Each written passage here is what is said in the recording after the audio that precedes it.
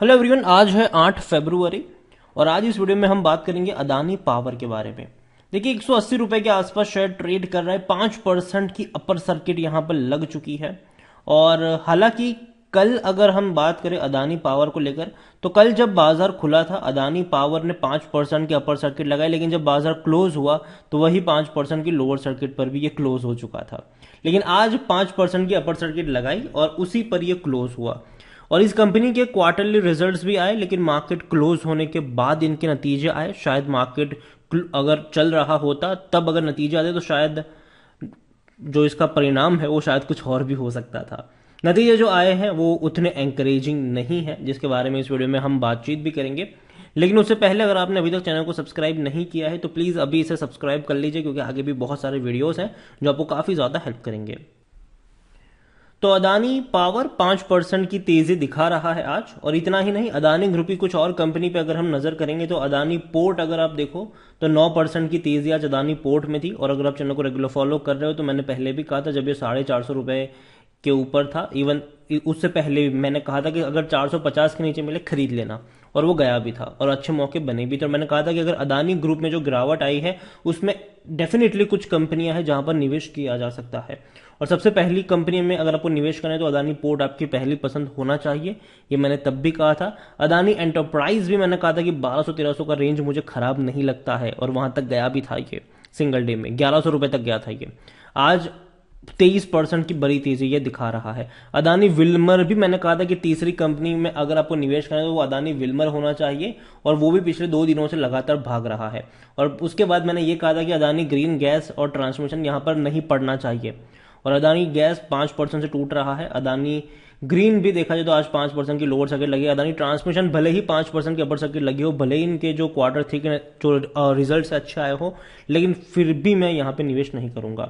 अब बात करते हैं अदानी पावर की, तो कहीं ना कहीं अदानी पावर में मेरा 50-50 वाला ओपिनियन है।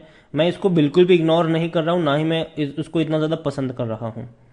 देखो मेरी जैसे कि क्लियर अंडरस्टैंडिंग है कि पोर्ट एंटरप्राइज और विल्बर मुझे काफी पसंद है, और gas green transmission fully avoid मैं कर रहा हूं इसको। लेकिन अदानी पावर जो है वो मेरा 50-50 वाला है, वो मतलब बीच वाला एरिया है मेरा, कि अगर सही प्राइस मिलेगा तो खरीद सकते हैं इसको।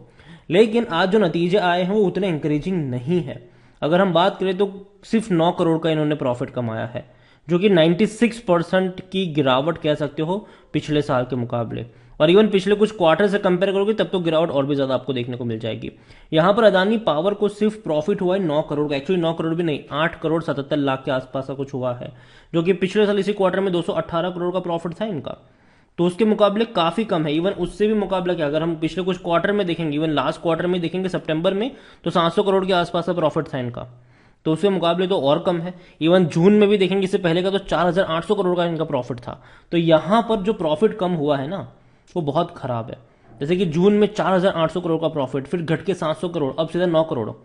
तो प्रॉफिट लगातार इनके डिक्रीज होते जा रहे हैं, जो कि अच्छा साइन नहीं है। अगर मैं इसको इनके पीयर से कंपेयर करूं, ठीक है, जैसे कि टाटा पावर से अगर मैं इसको कंपेयर करूं, तो टाटा पावर के जो रिजल्ट्स आए थे वो 3 फरवरी को आए थे, और नतीजे बहुत अच्छे थे। अगर मैं आपको रिजल्ट्स के बारे में दिखाऊं तो इनके 950 करोड़ का प्रॉफिट था टाटा पावर का, अब तक का सबसे हाईएस्ट। 14,000 करोड़ से भी ज्यादा का रेवेन्यू था टाटा पावर का। लेकिन उसके बावजूद भी अगर आप देखोगे तो 3 तारीख को नतीजे आए, और उसके बाद शेयर डेफिनेटली 205 से 208 तक गया, वापस 206 पर आया, वापस 207 पर आया। ठीक है, तो कोई उतना बड़ा जंप हमें देखने को नहीं मिला अच्छे नतीजे के बावजूद।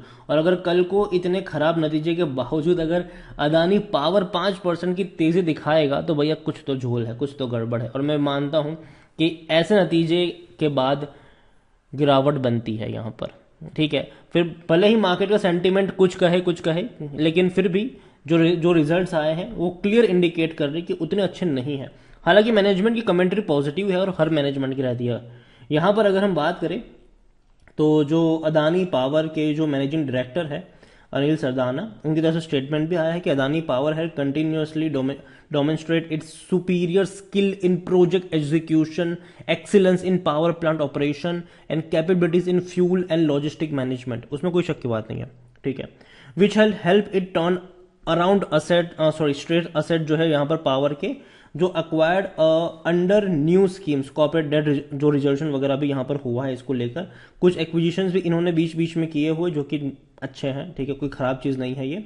और दूसरी बात यहाँ पर अगर बात करें तो company said the operating performance during the quarter was constrained mainly due to the high import coal price and insufficient domestic fuel ability due to high power demand. देखो यहां पर सिंपल चीज उन्होंने कही है कि कोल प्राइसेस बढ़ने की वजह से इनके खर्चे बढ़े, ऑपरेटिंग कॉस्ट इनका बढ़ गया, सिंपल चीज है ये। और अभी भी अगर देखा जाए तो मेरे हिसाब से नतीजे जो है भले ही कुछ भी कहे लेकिन एंकरेजिंग तो नहीं है। एटलीस्ट इस नतीजे के बाद थोड़ा सा तो नीचे आना बनता है। यहाँ पर देखें तो वॉल्यूम्स काफ़ी बड़े देखने को मिले, 2,80,00,000 के आसपास के वॉल्यूम्स हमें देखने को मिले और परफॉर्मेंस में काफ़ी बड़ा डीप आया है, उसमें कोई शक की बात नहीं है। इनका अगर हम बात करने जाए कंपनी का जो रेवेन्यू भी रहा है इस बार का, वो तकरीबन 8,000 करोड़ के आसपास का, हालांकि वो बढ़ा है, 45% जंप आया है, लेकिन पिछले क्वार्टर में 7,000 करोड़ था, इससे पहले के क्वार्टर में 13,000 करोड़ था। तो रेवेन्यू में भी कोई उतना बड़ा जंप मेरे हिसाब से नहीं है। कंपनी के बारे में अगर हम देखें तो कंपनी में according to Moneycontrol user 50% लोग कह रहे हैं कि बेचो और भाग जाओ, और 46% लोग कह रहे हैं खरीदो, 4% लोग कह रहे हैं होल्ड करो। कंपनी में अगर आप देखो तो इनके रेवेन्यू बढ़े जरूर हैं, लेकिन पिछले 3 सालों से एकदम एक ही प्राइस पे अटके हुए हैं। लेकिन अभी का जो रेवेन्यू है वो काफी अनस्टेबल लग रहा है। जैसे कि Q3 के पहले क्वार्टर में रेवेन्यू रहा 13,000 करोड़ का रहा, दूसरे क्वार्टर में 7,000 रहा, तीसरे क्वार्टर में 8,000 रहा, तो काफी अनस्टेबल है ये।